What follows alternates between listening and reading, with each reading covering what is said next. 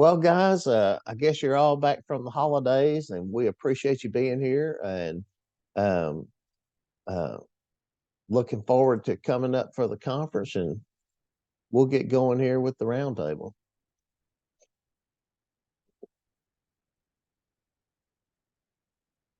Bonnie, can you see the slideshow okay? Awesome.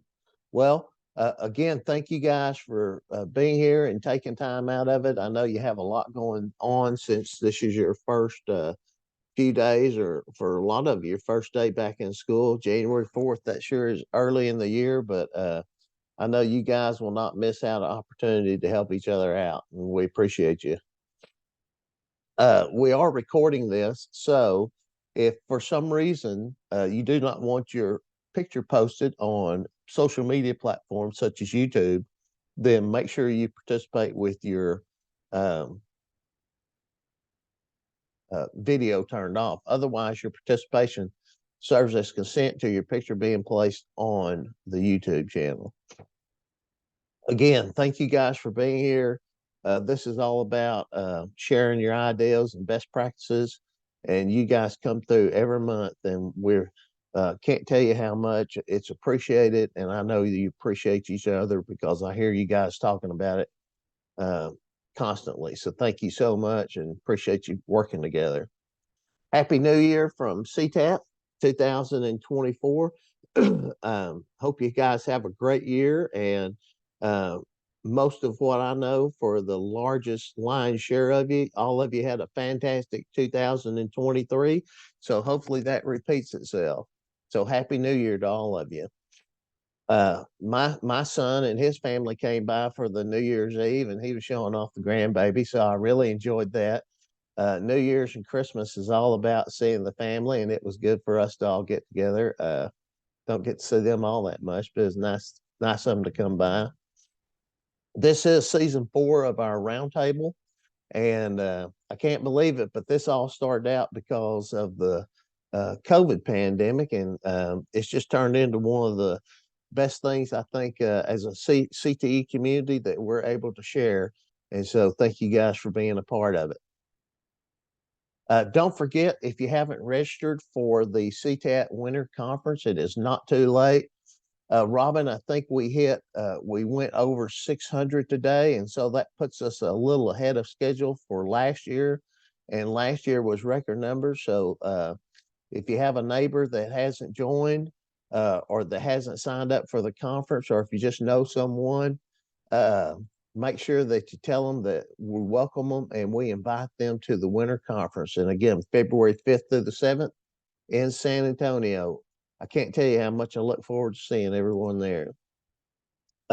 We had the call for presenters, and Leslie says it's just amazing because we had more presentations than we did presentation slots.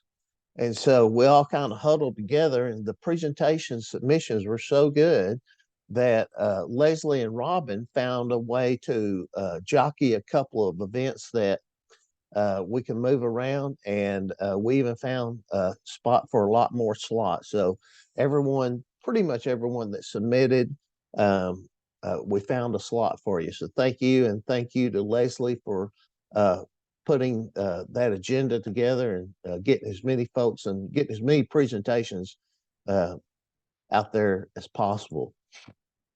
Thanks to all of you for participating in that survey, because that survey gives us an idea of the size of the room that we'll need. So those presentations that received a large number of people, a high percentage that said they'd like to go to that, we'll put them in the bigger rooms. And then the others that are more specific topics that fit fewer people, we'll put some of the smaller rooms. So thank you guys so much for participating in that survey that Lindsay and Angie put together. Terrific. If you haven't, the rough outline of the schedule I know is on the internet, but we should be able to have a final conference agenda for you shortly. If you can see here, this is the Monday, and if you haven't signed up for a pre-conference training, I hope I'm not speaking out of turn here, but it's not too late. If you're a new administrator, of course, level 1 training is available. level 2 training that the folks at the um, service center in ESC 7 put together, and really showing how to use your information and to present that information to the school district, I think is a fantastic training. Level 3 training was one that we did last year for the administrators that have been to level 1 and 2 and have over 5 years.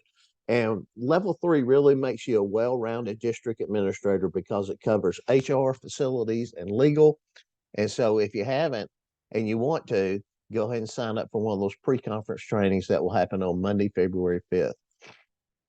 Today is January 4th, and we always like to look at some of the popular birthdays on January 4th. There were only two that really stuck out to me. Sir Isaac Newton was one of them. Of course, we think about the apple hitting him on the head when he thought of gravity. And then Don Shula's birthday, the coach of the Miami Dolphins. He's coached the only perfect season in NFL history still to this day with those 70s Dolphins teams that went undefeated and won the Super Bowl after the Cowboys beat them, of course. Also, today on January 4th in the late 50s, Sputnik came about. And of course, Sputnik was the first man-made object to leave the atmosphere and actually orbit the Earth. And of course, Sputnik was really turned out to be the catalyst for the space race between the United States and USSR, which culminated in the Americans landing on the moon in 1969. Also on January 4th, in this day in 1790, George Washington gave the first State of the Union address. And so it wasn't on TV, and they didn't have a very big crowd watching, but that's something that has endured and carried on to this day. Presidents still give State of the Unions to the Congress. Also this week, January 8th, we all know, we'll celebrate Elvis's birthday. So happy birthday, Elvis. I'm sure you're still kicking around there live somewhere. We all know about the rumors. And of course, these roundtables are all about working together and bringing us all together. And one more time, can't tell you how much we appreciate it and taking time out of a busy day right at the beginning of the semester. So knowledge is on the way. If you're new, if this is your first roundtable, just a little bit about the programming. We do a Next Gen Administrators, which meets monthly on the third Thursday of every month, and that is for administrators with less than 3 years experience, where we go over the basics. And we kind of hit what I call the big four, and then that group kind of guides the way on the rest of the topics. We have 53 Next Gen Administrators this year, which is an incredible number. We appreciate you guys. Monthly roundtables like we're doing now, the professional conferences like what's coming up in February in San Antonio. Also, we'll talk a little bit more, but we've instituted regional trainings that we participate and we host, like the ones with the TASBO that we're doing. And also, we still do district program evaluations. And I think we have one slot left for the spring. If you're interested, you can shoot me an email at mark@ctat.org.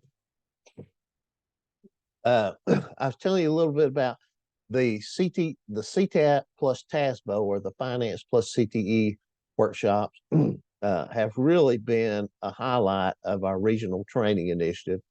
And we held the last one was in Denton in the fall, and then this spring we go to the Austin area that will be in Round Rock on Monday, March 25th, and then Tuesday morning of the 26th. And if you did see it, probably about 2/3 of the material is new, and it includes a lot of PEMS information and a lot of stuff on school-based businesses. So if you do want to repeat, I think you'll still benefit from it. And if you haven't been to one of these yet, well, of course, a lot of the stuff that the training part that I do is really aimed at the finance people, and it's real basic CTE, but the training that you get from TASBO and Becky Estrada there is just incredible, and seeing things from the finance point of view. And you don't have to wonder what's really possible anymore, what's really should be done or shouldn't be done, because they cover it right there from a finance perspective. Also in March, we're looking at the week of March 6th for the CTE plus special ed.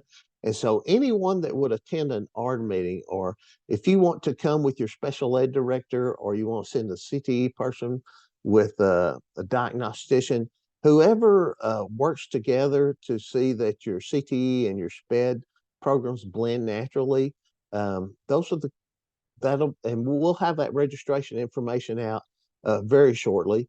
And then also the CTE 101 for counselors. If your counselors can't make it to conference to come to the counselor training, then we are going to repeat that in March in Pflugerville for counselors. So your counselors will have an opportunity to get some training there in CTE 101. Also, don't forget that the resources library, Chelsea, yes, there'll be the location for those two trains will be Pflugerville.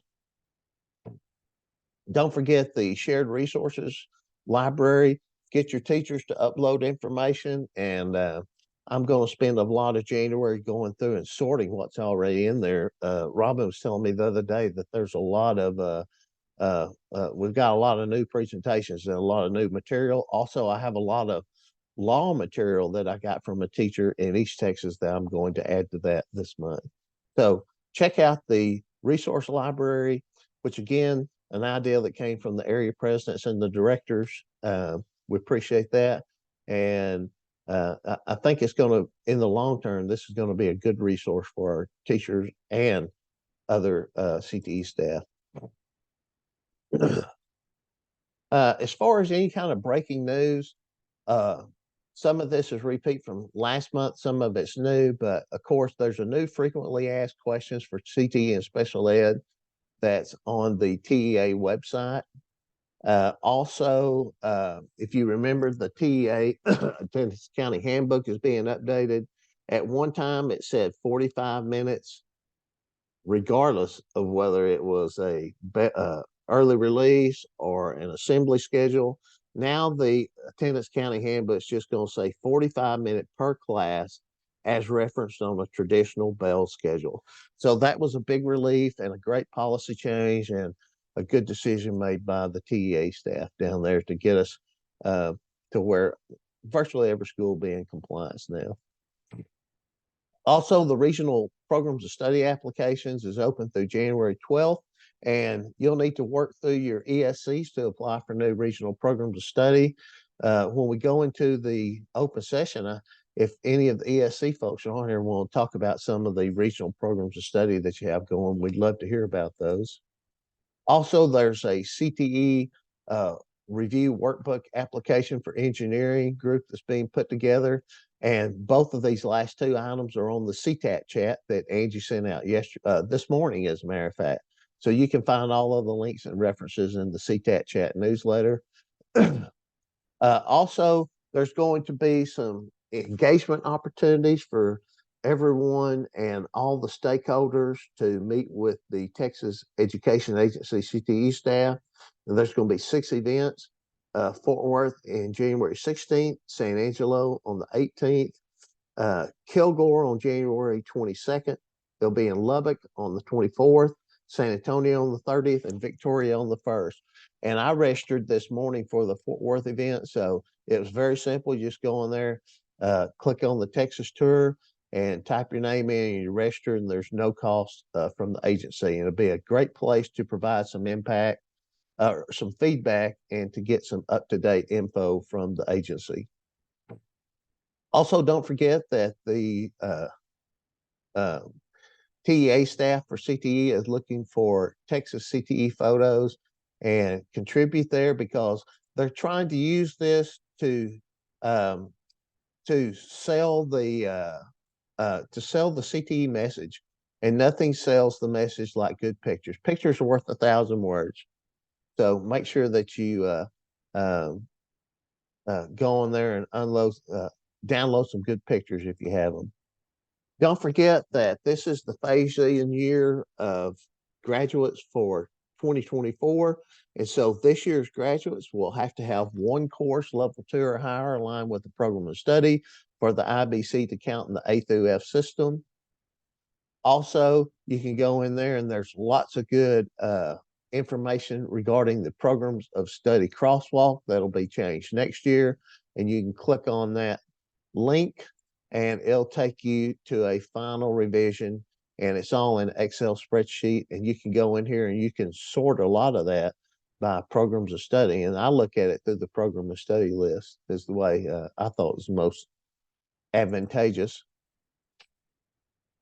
And then also, you can go on here and they have an Excel spreadsheet that has IBCs earned 2017, 2021.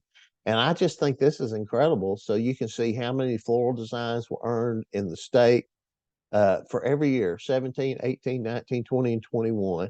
And I think this is very beneficial because if you're wanting to know, hey, what's an achievable IBC for a high school student? Well, nothing says sends that message more than the actual raw numbers. And so go on there and check out which certifications are being earned by Texas high school students. So good luck with your New Year's resolutions. I'm going to exit out and to stop sharing and put us back into gallery mode and see what questions and comments we have. Mark, it's Susie. I was going back doing the TEA registration, and then you were showing the IBC spreadsheet. How did you get to that spreadsheet? I'm sorry, I missed that. On the IBC change spreadsheet or on the Yeah, IBC? the one that showed the totals for the state. It's on the IBC page, I believe. On the website for CTE. On the website, right. Okay. And it'll give you a chance to list it, bring it down as a PDF or a Excel spreadsheet. And I recommend Excel just because it's so much easier to work with. Thank you. That's good info. It is incredible info. Thank you, Ms. Mitchell. What other comments do we have? Anybody have any kind of breakthroughs over the holidays?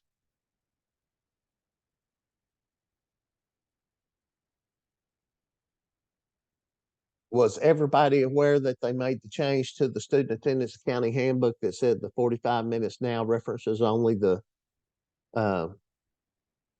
traditional bell schedule? Very good.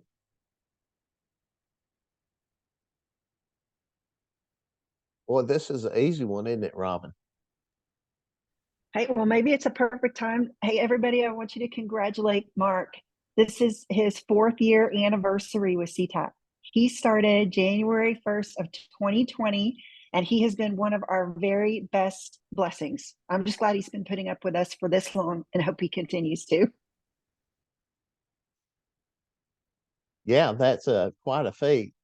Who would have bet money on me hanging around 4 years? Right, I would have bet on cancellation myself way before that. Well, thank you so much, Robin. And I tell you guys all this time, but we really have a great staff at CTAT. And one of the best things about CTAT is that they're really for the members. And Robin was put on Slack the other day that the summer we're going into the 25th anniversary of CTAT as it exists now. And I'm thinking, boy, that sure sounds like a long time. And Robin was thinking, well, what can we do special for the members? So you guys really know where the good sentiments come on. JJ's asking, do we have a date on the teal drop for the CLNA? I don't think there is a date for that, but Chelsea's shaking her head no. That's a good question though, JJ. This is the year where most schools have to fill out the big kahuna, right? Miss Harris from ESC 7 says they haven't got one either. Chelsea, are y'all going for any regional programs of study there in 10? I mean, 11? We are. So we are re-upping cosmetology as well as drone unmanned vehicle.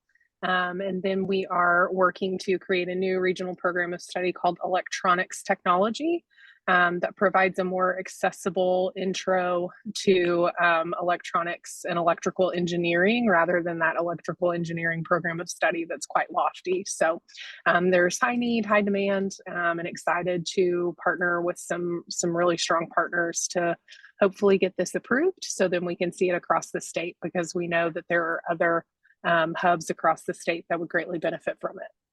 That is fantastic. And what was kind of the major business that kind of spearheaded that? Yeah, so we have quite a few. So we have Hillwood, which is a Ross Perot Jr. company, and some of their key partners that they're working with, and then as well as TI, Texas Instruments. They're not technically on our side of the Metroplex. However, they have so many openings that they are needing to recruit and retain as much as possible. And so they're looking at the DFW Metroplex as a whole. You know, Texas Instruments has been a good partner with CTE over the years because in the old reserve grants, they were a big player in that too. So good for them. Miss Harris, what about in 7? You guys have any regional programs of study floating? No, we just have renewals for cosmetology and printing and imaging. But I do want to say on the current taper that came out, December 15th, CTE completers was not listed on there. So I reached out to school performance reporting, and originally they were just going to run Region 7's numbers for schools that we selected, but they came back and actually ran them for everyone. So those should be updated as of the 2nd. Will you So say that's that gonna again? help What CLNA. numbers are those? Your what numbers? CTE completers under your graduates. So Oh, they're going to gotcha. need those CTE completer numbers for your CLNA. So that's Gotcha, on your gotcha. taper now, Gotcha. which is good. And Miss Harris, with the numbers on your CETA reports, they would be older than what you're going to get on your CLNA. Is that correct? Yes. Excellent. Thank you, ma'am. Michael, what programs of study are y'all working on there in 9? Right now, we're working on 2 regional programs of study. One of them is the drone program of study, and the other one is a printing and imaging program of study. Hope to have all of that information and letters ready to be submitted here in the next couple of days.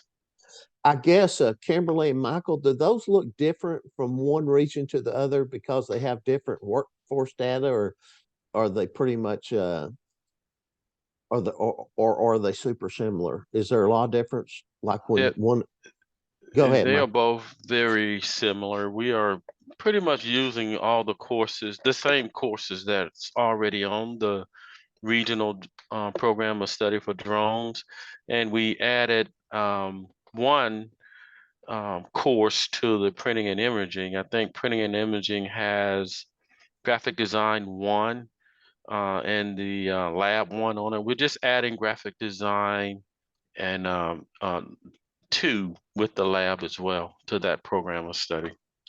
Good for you guys. Thank all of you guys at the Service Center. Y'all do a ton of work out there, and if it wasn't for you guys doing frontline work, it wouldn't happen. Dr. Petrunin, you put a link in the chat. What was that? What did that link do? Justin had asked for a link to the TEA tour that is coming around. Gotcha. So I just added it there for him. So that if you're wanting to sign up for one of the regional engagements, that's the link, right? And yes, and one of those is virtual if you can't make the in person, just everybody FYI. Thank you so much for putting that in there. Did you get a Russian Christmas gift for Christmas? We actually got a set of painted, like, paint your own matryoshkas, which are like the nesting dolls from my first grader. Got paint everywhere, glitter. That is awesome. Well done. It was fun. Yeah. All right. Anyone else? Boy, that's good info.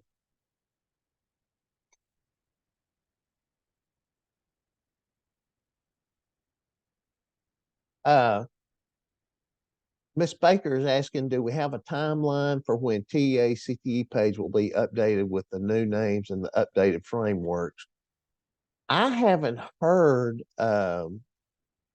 when they're going to update that one, the Service Center, but my guess is that's going to be later rather than sooner, because if they go to posting that now, then it's going to confuse with this year's graduates. So unless they put We up a completely different talked with- page. Go ahead, I'm sorry. We talked with Jennifer Bullock before, I was gonna say before Christmas break, and they were still working on that. Kimberly, you see what I'm saying though? If they put the changes up now, that's going to be confusing with what actually applies to this year. So I would look for that to happen after the school year. But maybe not, who knows? So in one of our last meetings, and Kimberly and Michael, correct me if I'm wrong, but we got a verbal communication that we could receive them as early as January. So that way districts could plan for implementation for the 24-25 school year, because we have some LEAs that are they needed that information last summer or even the previous spring semester, because they're 2 to 3 years planning out. So now we're hearing different time frames. Yeah. When you say receive, are you saying that you'll have it in PDF that you can send out, or they will actually post on the site? So they communicated that they would post resources and documents, as well as like a toolkit, a rollout toolkit. And they said that we could receive that as soon as January. But just know, transparently speaking, that anytime we quote unquote receive anything, your ESC specialists are not receiving anything ahead of you. So anything and everything that's posted, we receive the same notification through that CTE listserv as you do. And so we haven't received like a sneak peek of anything. So as far as like, hey, be on the lookout for this helpful resource, or like, hey, that would be helpful to not confuse districts with current graduating seniors versus next year's and so on. I think we'll just receive those resources and then have to use our discernment and kind of work through those together. Awesome. Thank you, guys. There is investing with Marchette right before the break. She was telling me, let me give you a little bit more of the story. There was a district in North Texas, and I mean north enough in Texas where you could nearly pull a slot machine handle. But anyway, they were talking about that they got information from their recruiter. They got DD4 forms from their recruiter, with their military recruiter. And what I've been hearing for the past 2 years is that that's a no.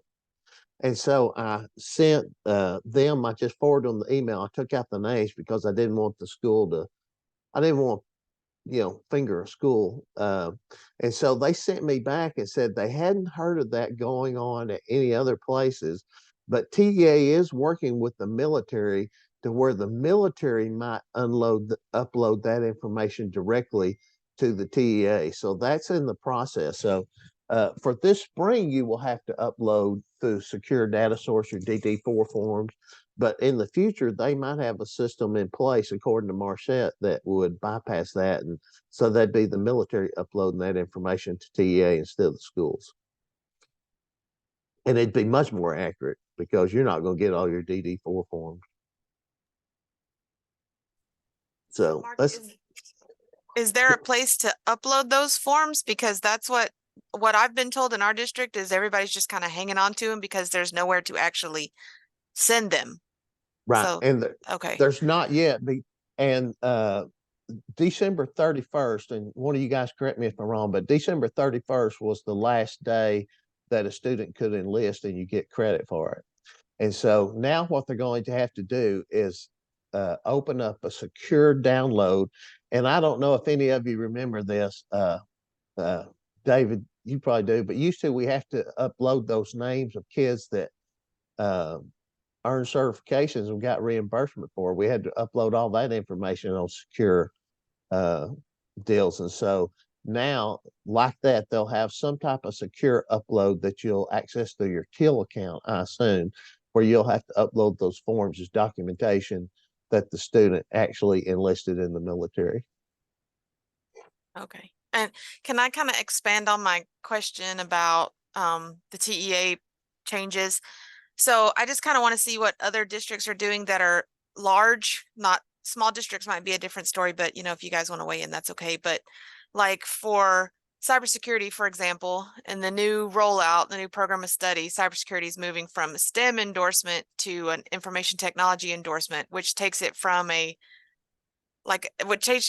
STEM to business and industry.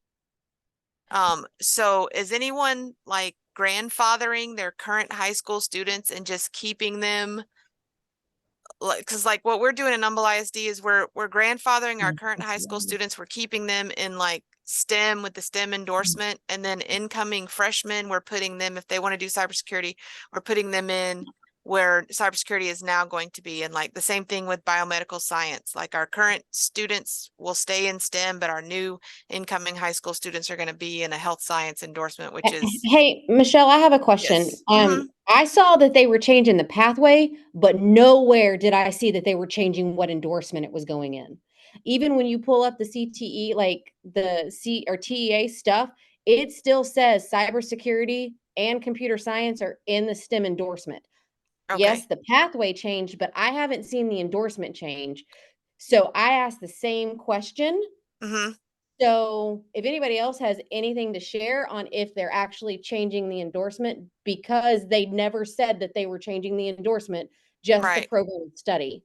Well, Yeah. So now programs of study are different because endorsements align with courses from certain career clusters. mhm. And so certain career clusters are aligned with certain endorsements. And that's all based, I'm not sure how much say-so you're going to have on that. It's going to read that service ID number and say it comes from this program of study, which falls under this Mhm. career cluster. Yeah. And it's just, so I'm not sure anybody's going to have a lot of say over that in the long run.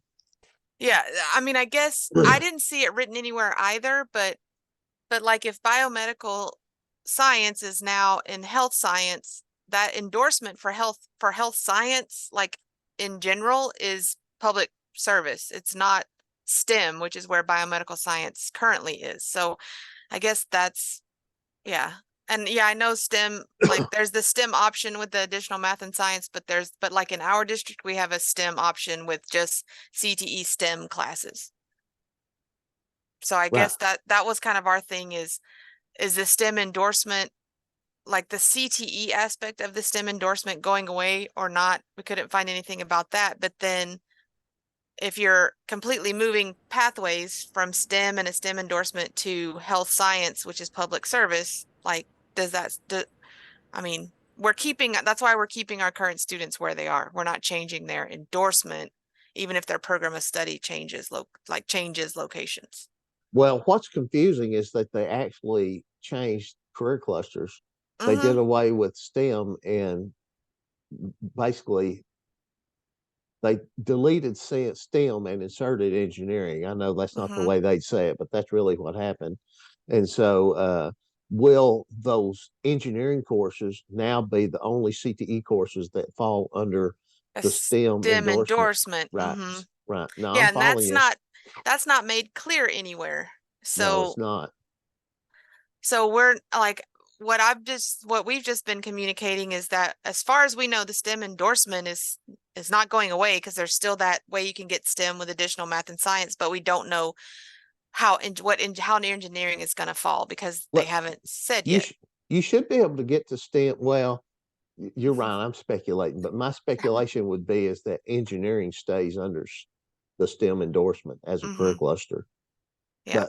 But I'm speculating that's Yeah, but like the right. programming and cybersecurity that's moving to IT, that move causes it to be now with a different endorsement. Business. Yeah, business and Mhm. industry. Yeah. Yeah.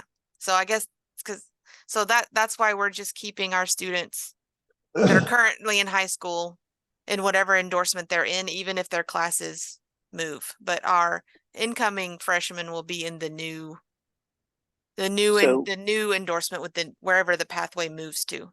That's a really good thought. whenever I was helping out with that last, the career prep work group, I had a big discussion with them about this as well. And they basically told me that the career clusters and the endorsements don't correlate at all. So where, for example, health science could be qualified as STEM or public service, it's basically, they said, as long as you focus on that program of study by completion of a program, you automatically by default satisfy one of the endorsements. Now on the counselor side, the endorsements would be important, but on the CTE side, it's not.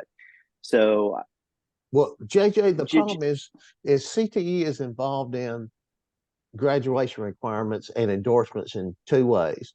One way is you get a program of study that falls under that endorsement area.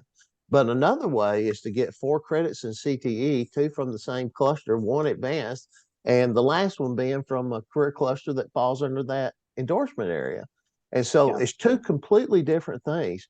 Yes, what they're saying on the program of study is correct, but then the SBOE would have to change that. Because those graduation requirements and how they fall were all set up by the State Board of Education. Well, it's almost like because CTE is actually, we've gotten our, how to put it politically correct, we've gotten our stuff together so well that it's taking a hot minute for the rest of TEA to catch up with us. And so where we deleted our STEM career cluster altogether, and yet there's still a STEM endorsement, it's going to, I have a feeling it's just going to be a matter of time before we see that change catch up with us. Well, what we don't want is for a student to have to complete a program of study in CTE to earn an endorsement. That is way more restrictive to what it currently is. And I haven't heard anybody say that. I'm just saying that, we want the flexibility, especially in endorsements, because programs of study are rigid enough just for getting an A through F point, much less earning endorsements. Yeah. My opinion.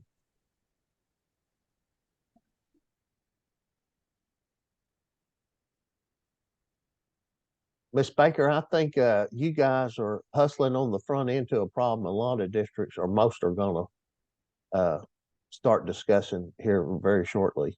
So thank you. Yeah, it's because our registration starts like next Monday. So we had to have it ready to go before Christmas break. So that's kind of what we could come up with in that short amount of time.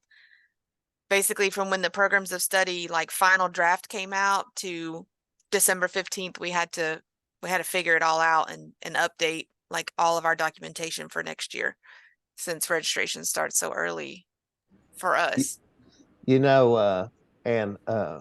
I think Robin can attest to this. When we had the legislative task force that got together, putting together ideas for things to come up with to take before the House and the Senate, was one of them was, when you enact a piece of legislation, you should enact it on the freshman cohort as it starts. And what we were talking about, Robin, was A through F at the time, but that would apply to graduation requirements too. You can't change horseshoes in the middle of the stream where you run into stuff exactly like what Miss Baker said.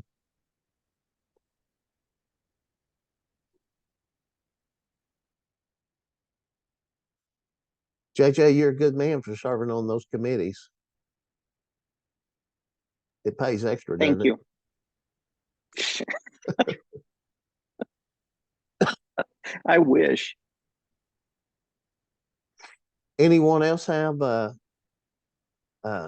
anything they want to throw out in front of the group? Hey, Mark. I do actually, right. Some of us were on break. Some of you were still working, but, December 20th or so, your districts should have gotten an email from the Texas Workforce Commission about the and it was sent to Texas Credential Connect, but basically the Workforce Commission had our commission, put together by the last legislative session, to review IBCs, but from the workforce side. And so there were some of us that served on that committee, and that letter that came out on December 20th had the recommended list. So I just wanted to let y'all know that list was a list put together by some of our feedback that served on the committee, but a lot of surveying the business community, because it did come from the Texas Workforce Commission. It was really to support what workforce needs and not only TEA. It's a great list. It is not all encompassing. It doesn't have everything that's on the IBC list, because again, this was all originated from businesses. So it's not supposed to supplant the TEA list for IBCs. It's just supposed to inform, hopefully get people to look at it and think about what you're actually doing in your home districts.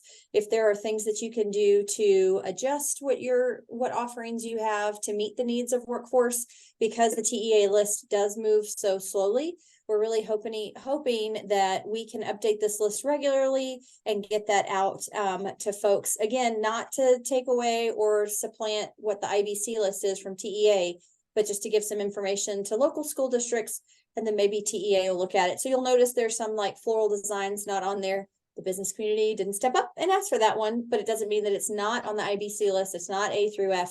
That's all still there for us on the school side. Again, this is really originated from what businesses wanted. So just making sure that y'all saw that. It should have gone to your superintendent email. If you didn't get that, ask them or their admin for it, but hopefully you've been able to see that. But if anybody wonders, why aren't all of these other certifications that are on the IBC list on there?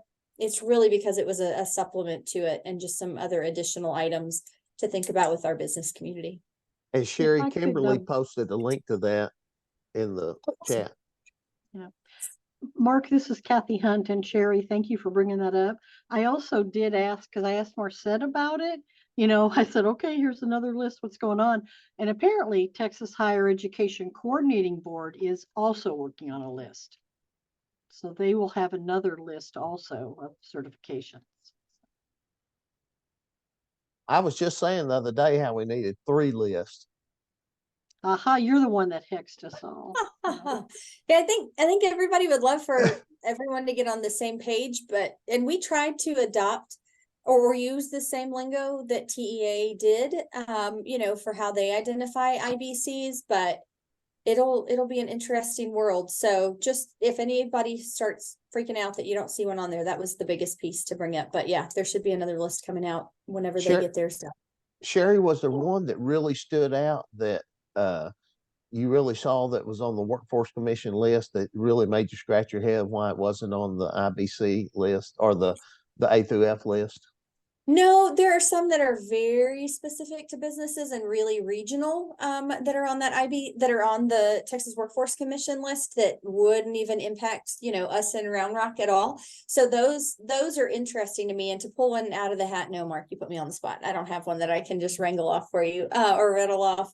But there's some that are very specific to regions. Yeah, very good. Jeff, you're on the work for the workforce board now. Is there something you can add to that?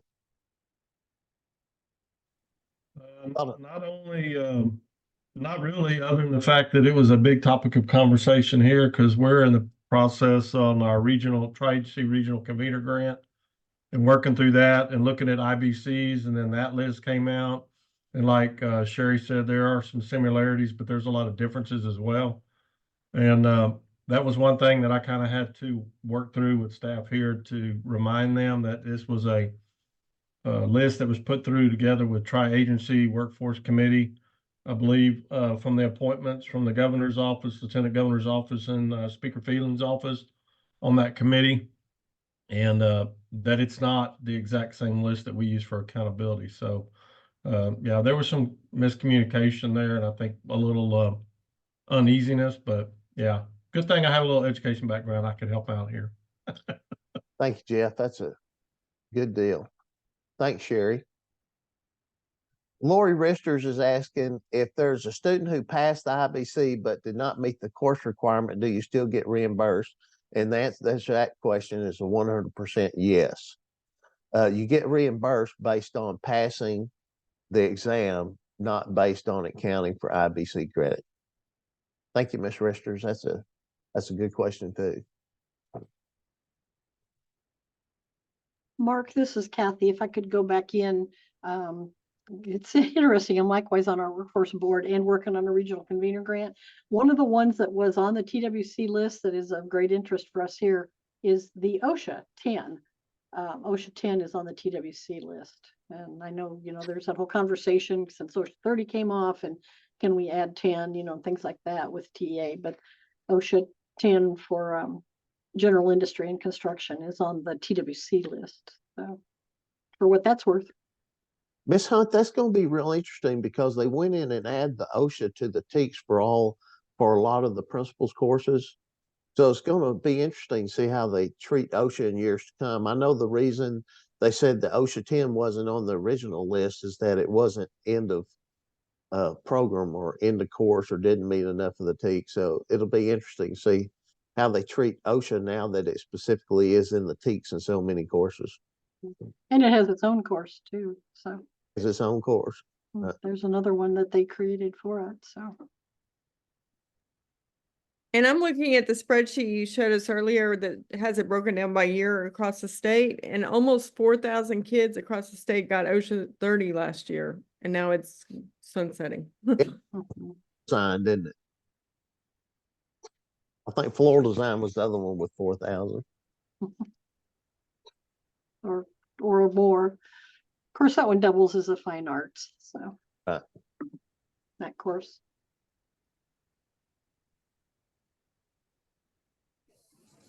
I'm going to chime in with this though on the OSHA 10.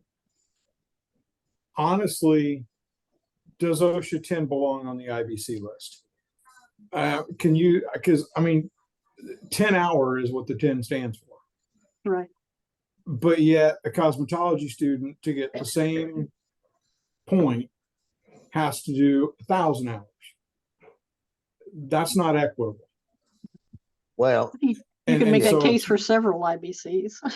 So I hear agree, your point, but it's just, I mean, at some point we have to look at it and say, okay, yes, this is a nice, and what we did, and I know Susie, we did this when I was at Hayes, was we would do OSHA 10 because that helped kids prepare to take industry-based certification tests.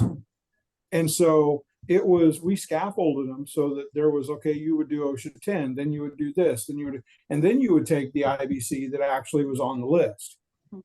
And when the kid took the IBC on the list, now they have that experience. And so it's not so huge of an endeavor for them. They're just ready to go in and do it. Rick, another good analogy would be like the food handlers versus the food, they don't necessarily need a A through F point for food handlers, but food managers on the list, and it's scaffolded and stacked just like what you were saying. So that's a good analogy. And I know we don't want to spend a lot of time on this, but Rick, and you make a really good point. The only thing I would say is we have a lot of industries around here, petrochemical and construction that like the OSHA 10. So that would be it's practical. So, but I totally agree with the rigor or, the amount of time. Well, there's several that verse one another. I would love it if they put it on the list. Yeah. And we'd to be Rick's at like 90%. And I think to Rick's point, Rick's not saying don't get OSHA 10.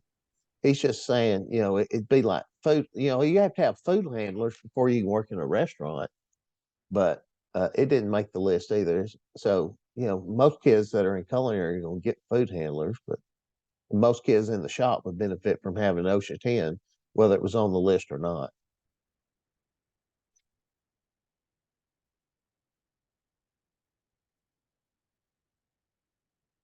Awesome.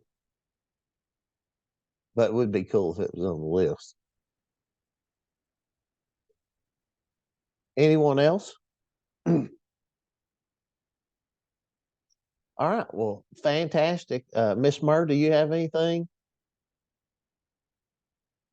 before we get out here too quick? No, sir. We're not back at work yet. Our kids don't come back till January the 10th. Look at you. What a trooper. Yeah. We didn't get out till the 21st, and I remember complaining then, but oh, it's nice not to care if I have to get dressed today. So we go back Monday, but the kids don't come back till the 10th. If I was you, I'd write a letter to my superintendent. Oh, yeah. Tell him that over the dinner table. All right. Well, hey, going once, going twice. Well, appreciate you guys. I'm going to stop the recording here, and thank you all for being here, and enjoy your spring.